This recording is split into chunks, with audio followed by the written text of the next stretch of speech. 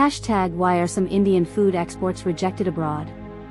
Every day, millions of Indians consume rice, spices, and other food products without giving them a second thought. India is one of the world's largest food producers and exporters, supplying agricultural products to more than 100 countries. But this raises an important question. If Indian food is good enough for us, why do some Indian food consignments get rejected by foreign countries? This video is based on publicly reported export rejections, regulatory records, and international food safety reports. It does not claim that all Indian food is unsafe, nor does it claim that rejected export consignments were later sold in India.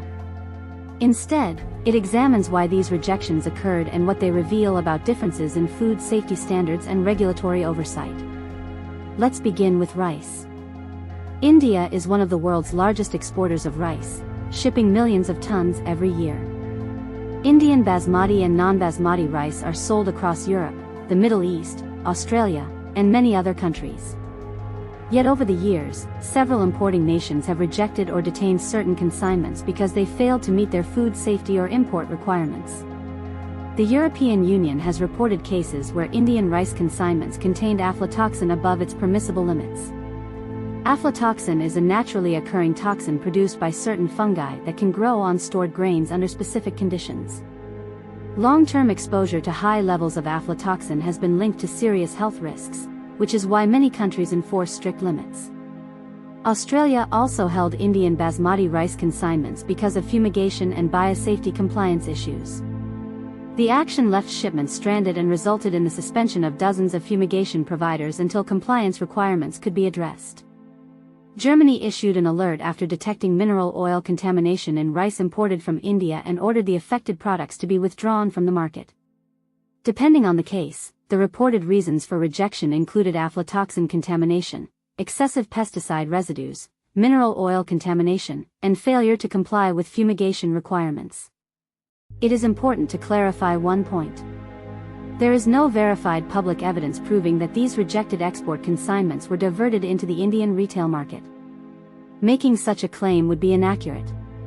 However, these incidents do raise an important question. Why do certain consignments fail to meet the standards required by importing countries?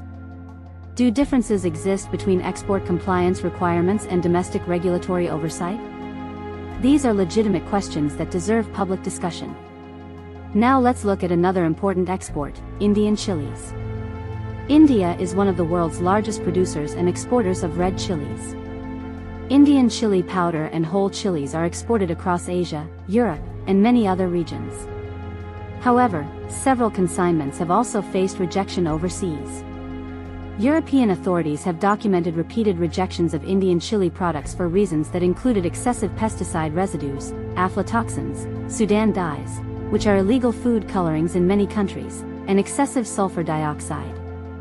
More recently, China rejected multiple chili consignments from Andhra Pradesh, Telangana, and Karnataka after detecting pesticide residues above its permissible limits.